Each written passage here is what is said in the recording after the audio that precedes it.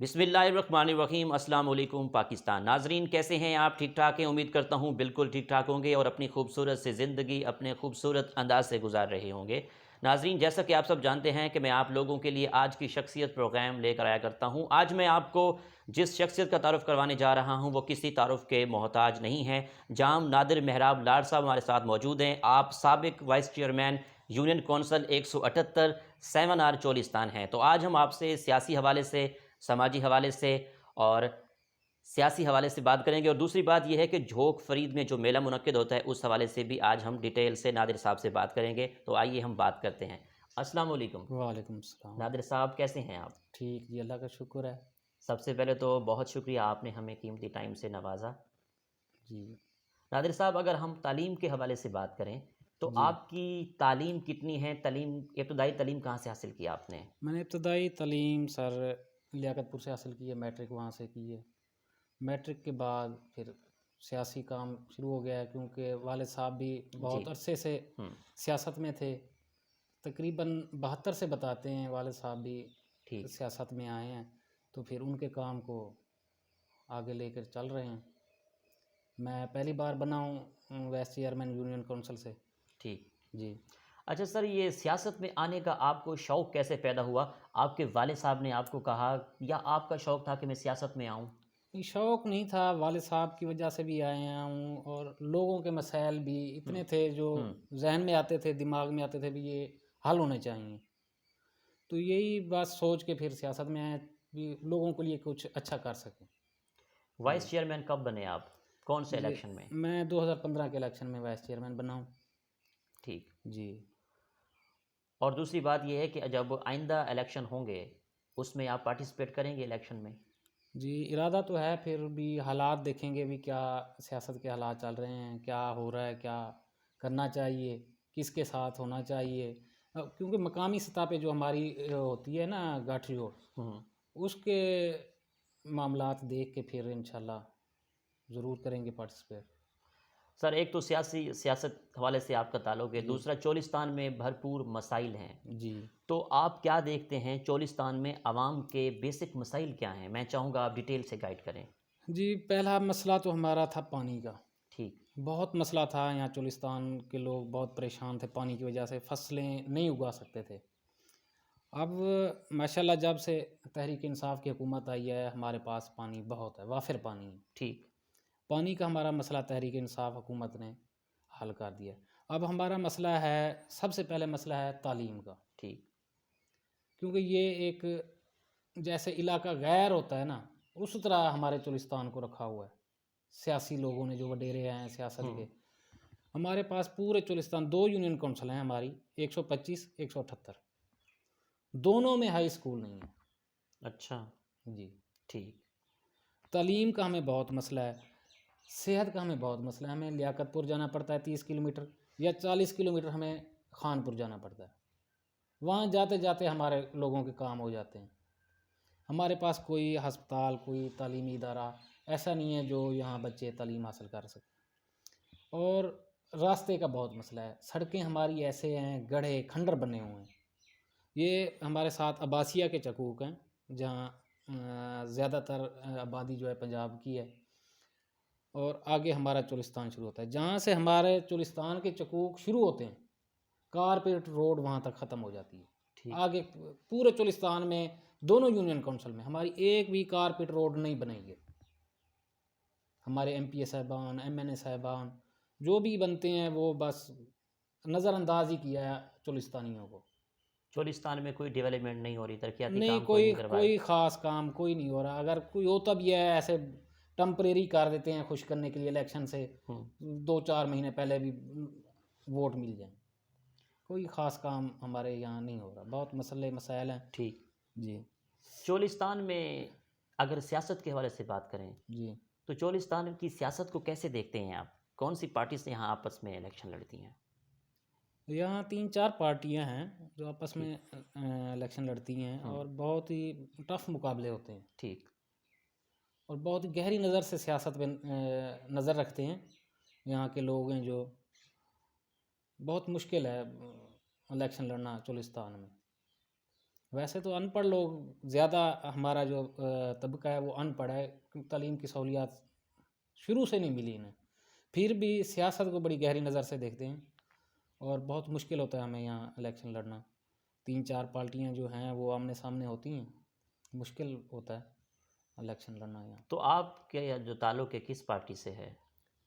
जी, मैं इलेक्शन जो चेयरमैन का लड़ा था, जी। नून लीग की टिकट पे लड़ा था, और जब आगे बड़े इलेक्शन आए तो फिर हम तहरीक इंसाफ के साथ थे, और अब भी हम तहरीक इंसाफ के साथ हैं।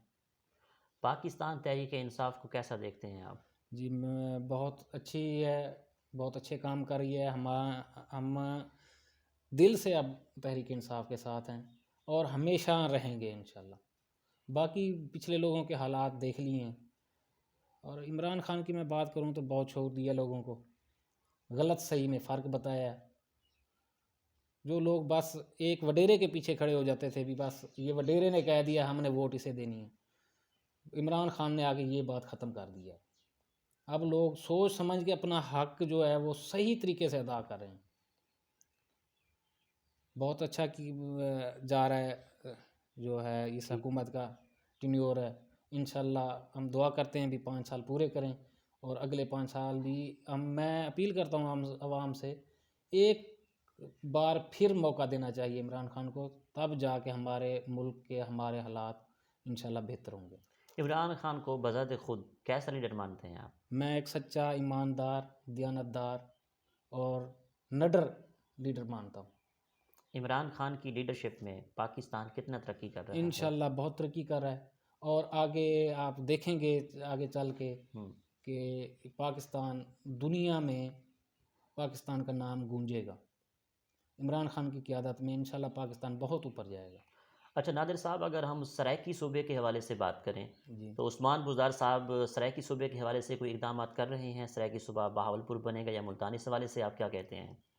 नहीं, बहावलपुर बने या मुल्तान बने, सूबा हो सराइकिस्तान। सूबा सराइकिस्तान हो, हम्म। चाहे वो मुल्तान में रखें या बहावलपुर में रखें, सराइकिस्तान होना चाहिए। हम्म। क्योंकि हमारी एक पहचान है, हम्म। सिंध है, सिंधियों की पहचान है, बलूचिस्तान है, बलूचियों की पहचान है, पंजाब है, पंजाबियों की पहचान है। हमारी भी अलग पहचान होनी चाहिए। हम कोई छोटी कौम नहीं है, बिल्कुल। हम बहुत बड़ी कौम है। पंजाब में आधे से ज़्यादा हम हैं सराइकी हैं। बिल्कुल। पंजाब, अपर पंजाब वाले हमें देते क्या हैं? हमें तो हर दौर हुकूमत में नज़रअंदाज किया गया। जो हमारे फंड, हमारा पैसा होता है वो लाहौर में लग जाता है, गुजरांवाला में लग जाता है, गुजरात में लग जाता है, वहाँ लग जाता है। हमें तो कुछ नहीं मिलता। यहाँ जो हम रहते हैं, अब कहते हैं कि जनूबी पंजाब, जनूबी पंजाब, हमें क्या फ़ायदा जनूबी पंजाब? हमारा नाम तो नहीं आ रहा। हमें अलहदा सूबा चाहिए। मैं उस्मान बुज़दार साहब को अपील करता हूँ कि वो इक़दाम करें। अल्लाह ताला ने मौका दिया है तो अवाम के सामने सुरखरू हों। अल्लाह को भी जवाबदेह होना पड़ता है। तो जब जाएं अल्लाह के हजूर तो कहें मैंने अपनी कौम के लिए, अपने लोगों के लिए कोशिश की थी। सर लाट के हवाले से बात करें तो चोलिस्तान में लाट के कोई काम चल रहे हैं? लाट वगैरह मिल रही हैं? जी बस क्या पूछते हैं आप, ये कोई 3-4 बार दरख्वास्तें ली गई हैं हमसे, ठीक। पैसे बटोर के लोगों को कंगला करके वो खारिज कर दी जाती हैं। ये नहीं, अब नई दो, अच्छा। फिर नए सिरे से काम शुरू हो जाता है। सिक्योरिटियाँ हो रही हैं, ये हो रहा है, वो हो रहा है। जब वो एंड पे भी हो, अब अलाटमेंट शुरू होने लगी, भी वो सुप्रीम कोर्ट का ऑर्डर आ गया, ये ख़त्म, अब नई दरखास्तें दो। ड्रामेबाजियाँ चल रही है हमारे साथ, मजाक कर रहे हैं लोग।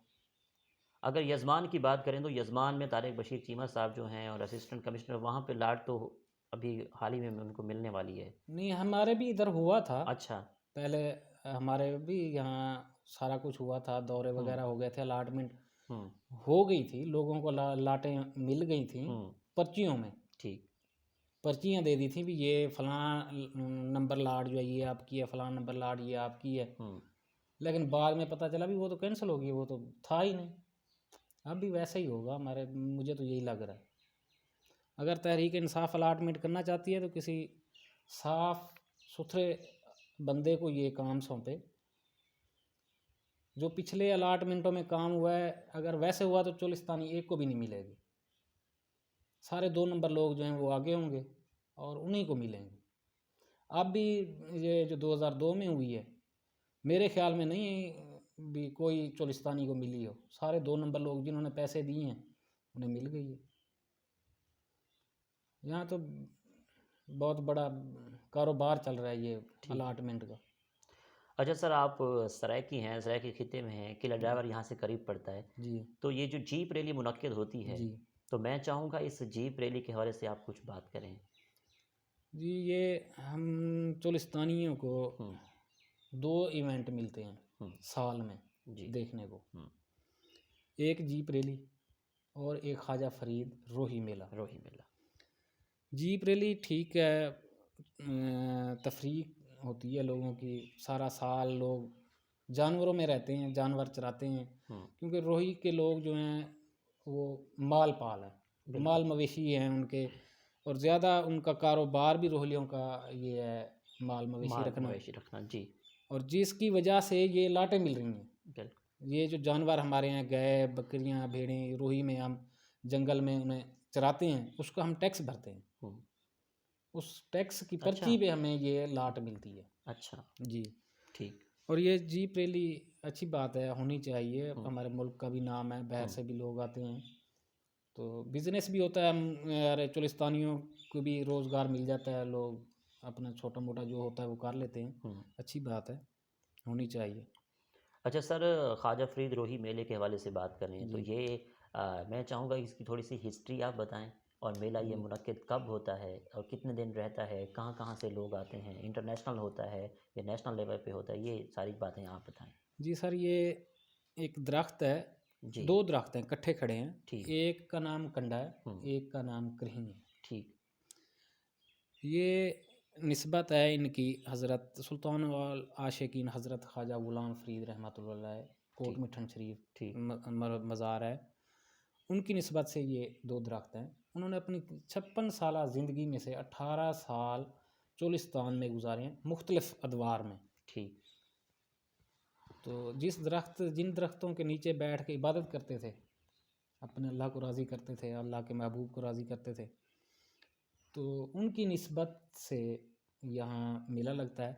2001 में हज़रत ख्वाजा मोइनुद्दीन महबूब कुरेजा साहब जी, यहाँ तशरीफ़ ले आए। उन्हें पता चला भी यहाँ ख्वाजा साहब की इबादत गाह है, ठीक, तो यहाँ तशरीफ़ ले आए। उन्होंने कहा भी मैं यहाँ चुलिस्तानियों के लिए कुछ करना चाहता हूँ। ठीक, तो हज़रत ख्वाजा मोइनुद्दीन महबूब कुरेजा सही ने यहाँ मेला मुनक्किद किया। 2001 में पहला मेला हुआ। ठीक, उसके बाद वो पहले मेले पे चंद लोग थे सिर्फ, ठीक, उसके बाद अब माशाल्लाह हज़रत ख्वाजा मोइनुद्दीन महबूब कुरेजा सही की क़ियादत में हम्म, अब मेला इंटरनेशनल हो गया। ठीक, हमारे पास यहाँ मेले पे इंडिया से भी लोग आए हैं, हम्म, चाइना से भी आए हैं, तुर्की से भी आए हैं, आल पाकिस्तान से यहाँ लोग आते हैं। ये 3 रोज़ा मेला होता है, ठीक, 3 रोज़ मुख्तलिफ़ प्रोग्राम, हम्म, जहाँ जनूबी पंजाब जिसे अब नाम दिया हुआ है, जी, जनूबी पंजाब की सबसे बड़ी नेज़ाबाजी हम्म, वो हमारे पास होती है। घोड़ सही, डांस होती है, हम्म, ऊँट डांस होती है, हम्म, नल्ली, कुश्ती, कबड्डी, जो भी हमारे चुलिस्तान के सकाफ़ती खेल हैं वो यहाँ खेले जाते हैं। ठीक, और लोगों को रोज़गार भी, मकामी लोगों को रोज़गार भी मिलता है, बाहर से भी लोग आते हैं, वो भी रोज़गार करते हैं। हम्म, और 3 दिन के लिए लोग अपनी हर परेशानी, हर दुख तकलीफ़ भूल के यहाँ मेला एंजॉय करते हैं। तो हज़रत ख्वाजा मोइनुद्दीन महबूब कुरेजा साहब का भी यही कहना है भी मैं ठीक, सिर्फ़ इन लोगों को खुश करने के लिए आता हूँ भी अल्लाह ताला मुझ पे खुश हो जाए। मैं 3 दिन के लिए उनकी परेशानियाँ सारी ख़त्म करवा देता हूँ। लोग आते हैं यहाँ, अपनी हर टेंशन, अपनी हर जो भी दुख सुख होता है, वो जब यहाँ आते हैं सारे हंस रहे होते हैं, खेल रहे होते हैं, तो दिल को खुशी मिलती है। मैं हज़रत ख्वाजा मोइनुद्दीन महबूब कुरेजा साहब का शुक्रगुज़ार हूँ कि उन्होंने इतनी मेहनत, इतनी जद्दोजहद, इतने साल हो गए हैं, बगैर किसी लालच, बगैर किसी चीज़ तमा के वहाँ से अपनी ट्रालियाँ लेके आना, वहाँ से अपने लोग लेके आना, यहाँ के हमारे लिए, हमारे चोलिस्तानियों के लिए इतना कुछ करना, तो हमारे लिए बहुत ही एज़ाज़ की बात है। और हम भी ग़ुलामी करते हैं, मैं भी ख्वाजा साहब के साथ होता हूँ और इंतज़ामात में बराबर के शरीक होता हूँ। मैं मेरे अब्बू चीफ़ खलीफा हैं यहाँ चोलिस्तान के। मैं ख्वाजा फरीद फाउंडेशन चोलिस्तान का सदर हूँ और यहाँ के सारे मामलात जो आप हैं देखते हैं। मैं देखता हूँ। साईं की ख्वाजा साहब की हुक्म के मुताबिक ठीक। उनके जो भी हुक्म हो वो हम यहाँ पूरा करते हैं। उनके हुक्म के मुताबिक हम यहाँ सारा अब जो वहाँ झोंक फरीद है वहाँ पे जो भी काम हो रहे हैं, जो मामलात वगैरह हैं वो सही से डिस्कस करके हम वहाँ पूरे करते हैं। अब मेले की तैयारियां माशाल्लाह शुरू हैं, अच्छा। दुकानें वगैरह लगना शुरू हो गई हैं। हम्म, 3 रोज़ा मेला होता है, 21, 22, 23 फरवरी को ठीक। मुनक्किद होगा इंशाल्लाह। मैं हुकूमत से अपील करता हूँ जी। कि बहुत तंग करते हैं मेले पे लोगों को, मकामी जो हुकूमती इदारे होते हैं अच्छा। जी तंग करते कोई हैं। इन्वॉल्व क्यों होते हैं, मेला नहीं करने देते, क्या इशू होता है? भी पाबंदी हैं, सख्तियाँ हैं, ये ऐसे मामलात होते हैं। लेकिन हर बाकी तो हर जगह पे हो रहे होते हैं। वो इसलिए कि हम पसमानदा इलाके से हैं, कमज़ोर इलाका है हमारा चोलिस्तान, तो थोड़ा हैवी हो जाते हैं। बाकी तो पूरे पाकिस्तान में हर चीज़ चल रही है, सिर्फ चोलिस्तान में ही पाबंदी है। तो मैं ये भी कहूँगा बाला अफसरान से, बाला ओहदेदारान से भी हमारे इन मामलात को भी देखा जाए कि हमारे ये जो मामलात छोटे छोटे हैं इन्हें हमें बाकी पाकिस्तानियों के साथ मिला के देखा जाए, चोलिस्तानी ना बनाया जाए हमें। हम भी पाकिस्तानी हैं, पाकिस्तान के रहने वाले हैं। हमें तालीम के लिए हमारे रास्ते, पानी, हमारा यहाँ का पानी इतना नीचे का ख़राब है भी पीने के काबिल नहीं है। हमारे पूरे चोलिस्तान में कोई वाटर फिल्ट्रेशन नहीं है। नहीं, फिल्ट्रेशन नहीं है। तो कोई तवज्जो नहीं देते हमारे यहाँ। अब झोंक फरीद पे लाखों लोग आते हैं और पूरा साल ज़ायरीन अपनी मन्नत मुरादें लेके आते हैं वहाँ बैठने के लिए। हमारे पास पानी वहाँ कड़वा है नीचे का। तो काफ़ी बार मैं तहसील लेवल पे, ज़िला लेवल पे भी कहा है भी अगर इन लोगों की सहूलत के लिए हमें कोई पानी का इंतज़ाम कर दिया जाए, तो किसी ने आज तक नहीं सुनी हमारी। अच्छा नादिर साहब, अगर लियाकतपुर की बात करें तो लियाकतपुर की सियासत को आप कैसे देखते हैं? लियाकतपुर की सियासत बहुत ही मुश्किल है। यहाँ की आवाम जिस बंदे को एक बार बना देती है अगली बार उसे नहीं आने देती। इसकी क्या ख़ास वजह? काम भी होता है, काम भी देखते डेवलपमेंट हैं, नहीं होती। डेवलपमेंट नहीं होती, देखते हैं क्या हो रहा है क्या नहीं हो रहा।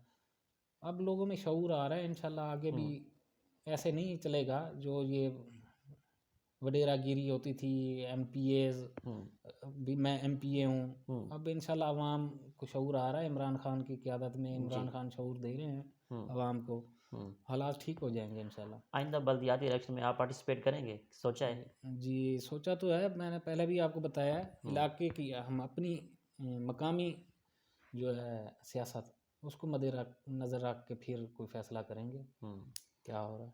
अच्छा, लियाकतपुर को ज़िला बनवाने के लिए कोई किरदार अदा हो रहा है? ज़िला बनना चाहिए, आपका क्या पॉइंट ऑफ व्यू है? जी बिल्कुल बनना चाहिए, क्योंकि रहीमयार ख़ान भी लियाकतपुर से 100 किलोमीटर है, बहावलपुर भी 100 किलोमीटर है। बिल्कुल। तो हक बनता है लियाकतपुर का ज़िले का, और बनना भी चाहिए, ज़रूरत है ज़िले की यहाँ। और अब हमें जी 100 मेरे ख्याल में 35 किलोमीटर है मेरे घर से रहीमयार ख़ान। जी कोई ज़िले का काम हो तो हमें 130-35 किलोमीटर करके जाना पड़ता है। बिल्कुल।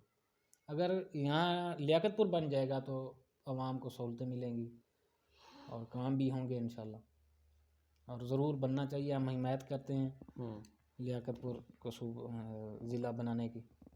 अच्छा नादिर साहब, आखिर में चोलिस्तान की आवाम को, देखने वालों को, सुनने वालों को, नाजरीन को, और ख़ास तौर पर मेले के हवाले से, जो मेले पे आवाम आना चाहती है, उनके लिए भी आप कोई पैगाम देना चाहता हूँ? जी ज़रूर, मैं ये कहना चाहता हूँ भी 21, 22, 23 फरवरी को मेला मुनक्किद हो रहा है। जी जो भी अकीदतमंद ज़ायरीन लोग आना चाहते हैं वो ज़रूर आएँ। हमारे पास लंगर का भी इंतज़ाम होता है, रिहाइश का भी इंतज़ाम होता है, और पुरअमन तरीके से हमारा मेला होता है। ठीक।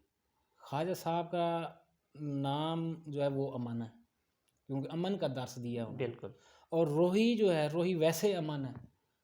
तो दोनों साइड पे अमन का ही पैगाम मिलता है।